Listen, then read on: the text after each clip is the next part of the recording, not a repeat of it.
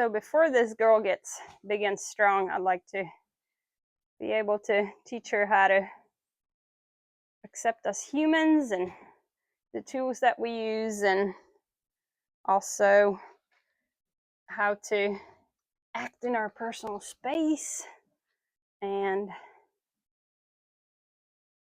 to be kind and sweet, not pushy and bossy. Good girl. Good.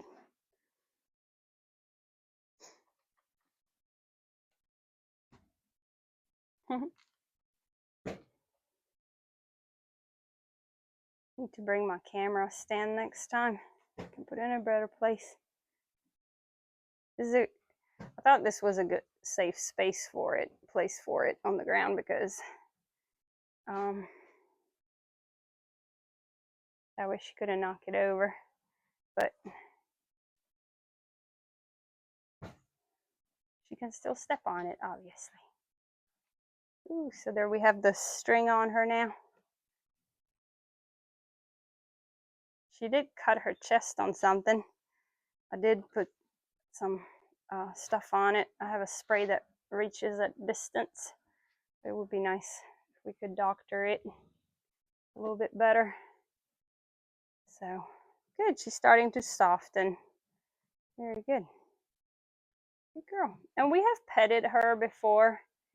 The first about 2 or 3 days after she was born, she was allowing us to pet her, and then her mama started moving around and taking her away, and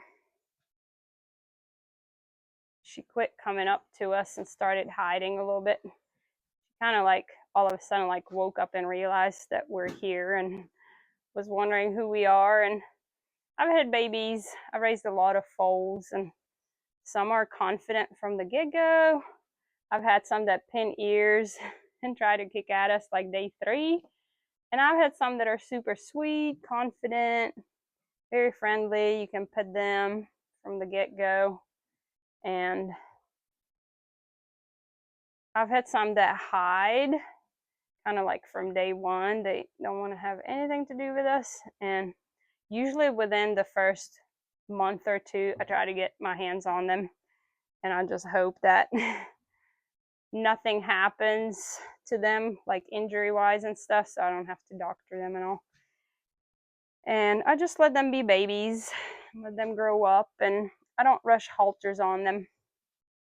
I like to protect their pole area from pressure as long as possible. And when I teach them to yield, I try not to have any kind of mishaps. Like how she's starting to soften here. Very good. Good job. And the reason why I'd like to put a halter on her is I'd like to teach her how to yield her hindquarters. I can do it without the halter. She is a little opinionated though, so I don't want to get kicked. I would feel probably safer with a halter and a lead line doing that. We'll see how she progresses. I'm really happy with the first session. I think this is good for her first session. I'm going to be working with her every day now. I will isolate her in the stall so she's not hiding behind her mom. Her mom's right here behind the stall, so they can touch noses and stuff. You're standing on my lead line. Girl. Should have not reacted to that. I thought she might try to bite me. She's tried to do that before.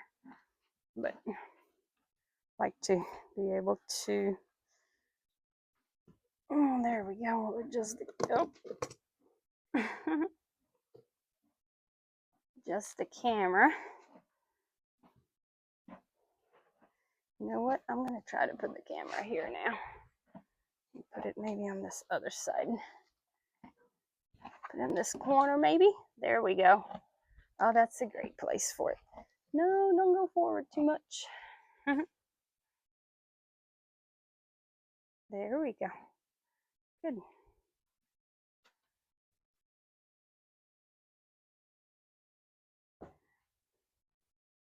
Teaching her to back up. There we go. That was really good. So just these little yields that we start doing with them. Just a little touch here, a little touch there, a little tap here, a little tap there. And building her curiosity and confidence too, not just be constantly pushing on her. Just scratching and petting, and then asking her to yield, and try to do short little sessions of just a little bit here and there, almost like so they wouldn't know that they're being quote unquote trained. I mean, we're just really interacting here. We're just communicating about each other and each other's space and whether we like to be touched or not.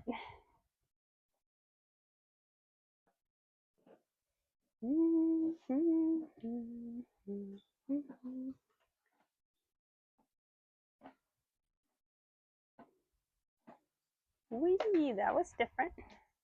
So now I have it around her neck, and I can start putting it around her nose to prepare her for a halter. Same way we train I train wild mustangs. Good girl. I like how she walked towards me, and it's a good thing because her mama's behind me, so her motivation is to go towards me, to go be with her mom. Good girl. Very nice. Just a little bit of pressure there. Up, up, up. Good to be in a stall too, that way, like backwards, she can't go very far. Gave her a little bit of room towards her mom to see maybe if I could encourage some forward. And if not, that's okay. I'll just keep playing with it. One of the things I'm doing right now is I'm teaching her that there can be pressure. She doesn't have to quite respond to it yet. I like that she's not reacting to it yet. She's going backwards a little bit, but she's not having like a big reaction. She's allowing me to put some pressure on her. Just accepting that it's there. Good girl. Good.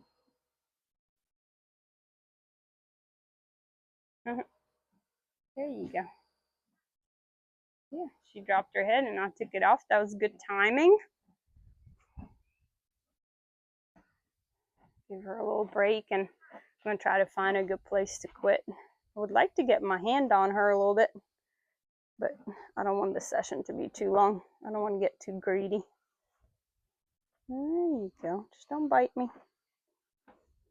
Good girl. So she's got to learn how to trust me, and I got to learn how to trust her. So many times we expect these horses to trust us, but it's hard for us to trust them.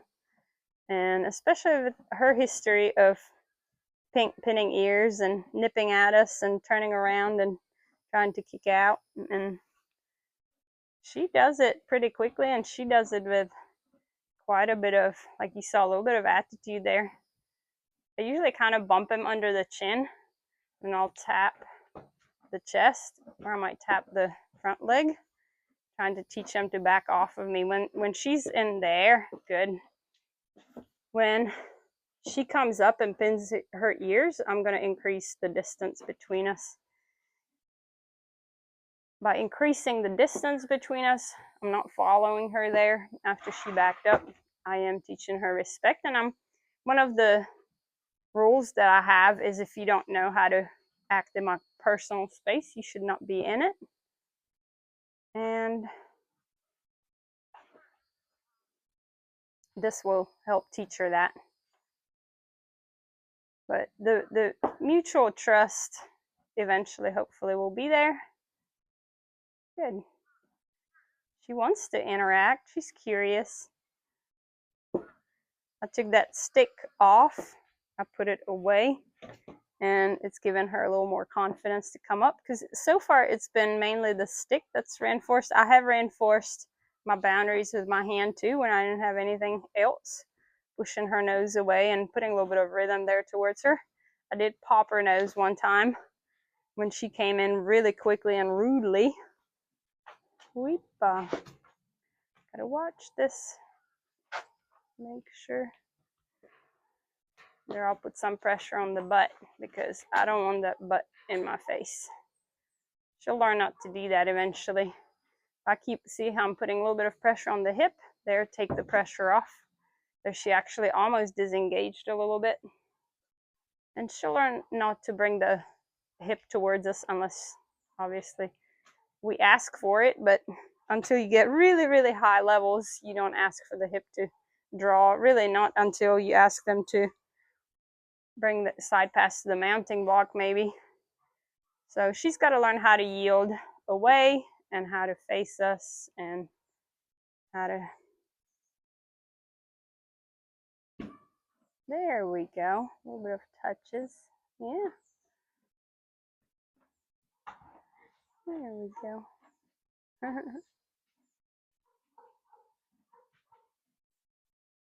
And there where she doesn't want to be touched, especially on the face, I respect that. I don't just barge in there.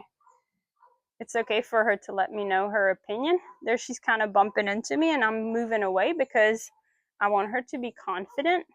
As long as her ears stay forward, and there the ears started going backwards just a little bit. There we go. And sometimes she's just listening behind her, but I'm gonna make sure that those ears are not dominant ears when she's walking up.